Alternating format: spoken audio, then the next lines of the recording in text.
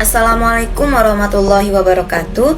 Saya Fufindiani dari kelas 2A PBA NIM 2111220003. Di sini saya akan menjelaskan sedikit tentang teori memori dan otak pada mata kuliah psikologi yang diampu oleh Ibu Lailatul Badriah SPC MA. Teori memori dan otak. Memori ialah kemampuan menyimpan informasi yang melibatkan otak. Para ahli memandang bahwa memori atau ingatan yang ada yaitu berhubungan dengan sesuatu yang telah ia lihat, ia dengar, dan apa yang telah ia alami. Menurut Atkinson dan Shiffrin, memori itu dibagi menjadi 3. Ada memori jangka panjang, jangka pendek, dan memori sensorik. Memori sensorik ialah memori yang dibawa oleh panca indera.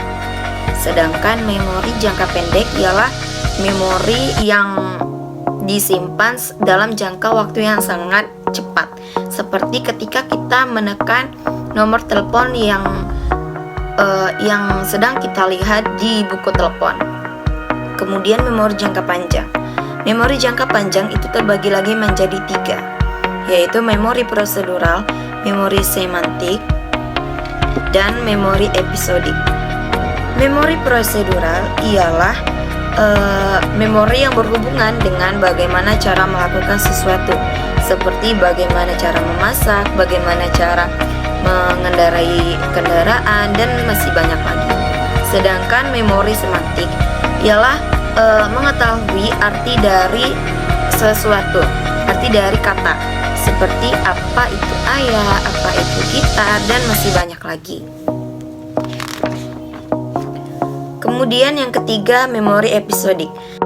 Memori episodik yaitu mengenai peristiwa-peristiwa yang dialami langsung dan hal-hal yang berkaitan dengan peristiwa tersebut. Seperti contoh, ketika kita sedang berada di sebuah taman, kemudian kita melihat anak kecil yang sedang bermain bersama ayahnya. Nah, kemudian kita teringat bahwasannya ketika kita kecil, kita juga pernah bermain bersama ayah kita seperti yang dilakukan anak tersebut. Kemudian memori jangka panjang atau long term memory.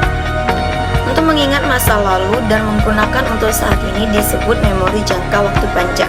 Menurut Bauer 1975, beberapa macam informasi yang tersimpan dalam memori jangka panjang meliputi beberapa hal. Yang pertama, model apesial. Model apesial ini berkaitan dari alam yang ada di sekeliling kita, seperti contoh bagaimana bentuk suatu rumah dan lain-lain.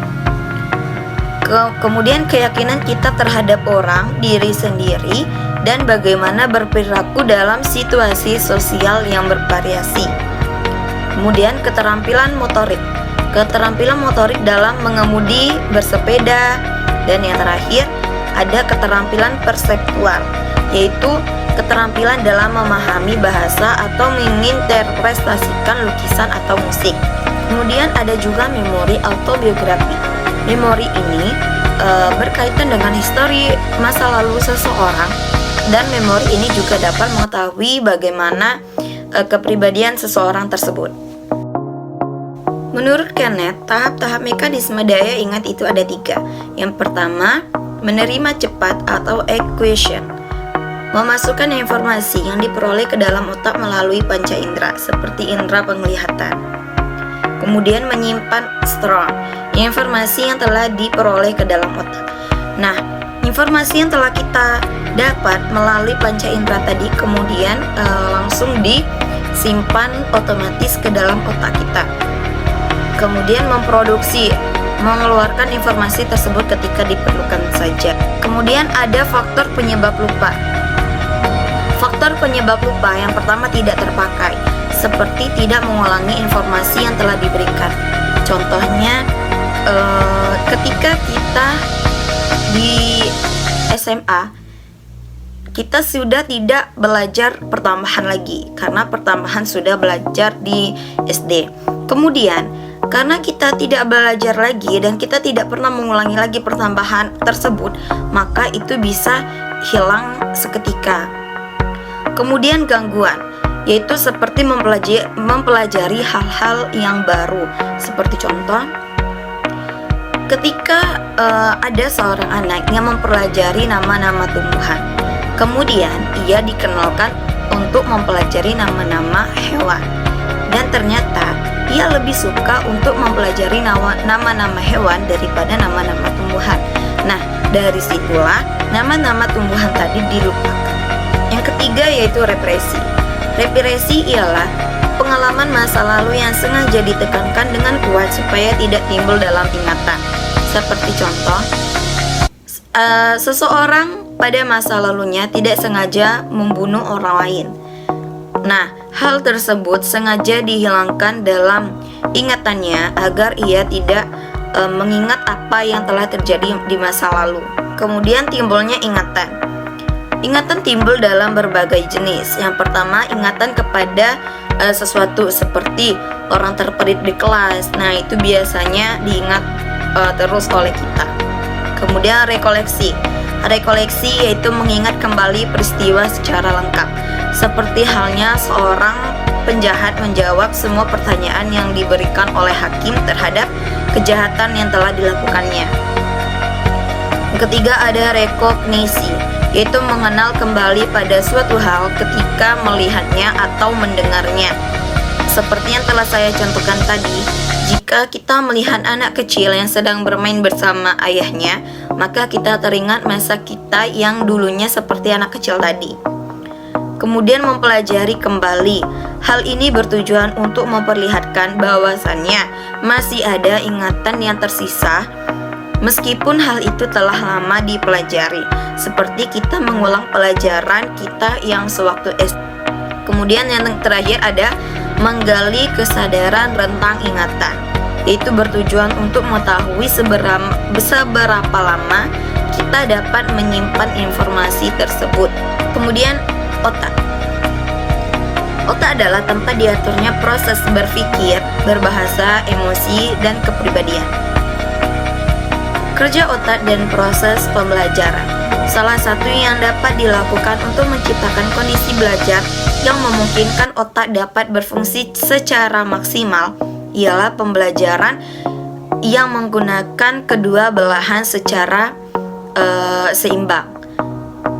Cara yang bisa dilakukan adalah penyatuan proses pembelajaran dengan alam bebas. Struktur otak. Otak terbagi menjadi 3 bagian, yaitu otak besar, otak kecil, dan batang otak. Otak bagian belakang merupakan bagian terbawah otak. 3 bagian utama otak bagian belakang adalah medula, pons, dan cerebellum. Medula mengatur beragam refleks seperti bernafas, laju denyut jantung, dan bersin. Pons terlihat dalam mengendalikan di antaranya tidur atau bermimpi. Kemudian cerebellum atau otak kecil berfungsi dalam menjaga keseimbangan dan mengatur otot agar dapat bergerak lancar dan cepat.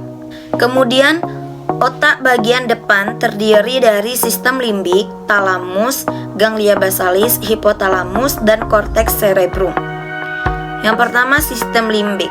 Limbik berasal dari istilah Latin yang berarti batas struktur. Ini membentuk sebatas macam batas antara bagian otak yang lebih tinggi dan lebih rendah. Yang pertama ada amigdala. Amigdala itu berfungsi untuk individu dapat segera menilai ancaman atau bahaya. Kemudian talamus. Talamus ini berfungsi untuk mengarahkan ke arah penglihatan untuk melihat cahaya. Kemudian ganglia basalis itu berfungsi untuk menunjukkan adanya depresi, penurunan memori, dan motivasi. Kemudian ada hipotalamus. Hipotalamus yaitu berfungsi dengan adanya dorongan-dorongan seperti haus dan lapar. Mungkin itu saja yang dapat saya sampaikan. Apabila banyak kekurangan saya mohon maaf. Saya akhiri, wassalamualaikum warahmatullahi wabarakatuh.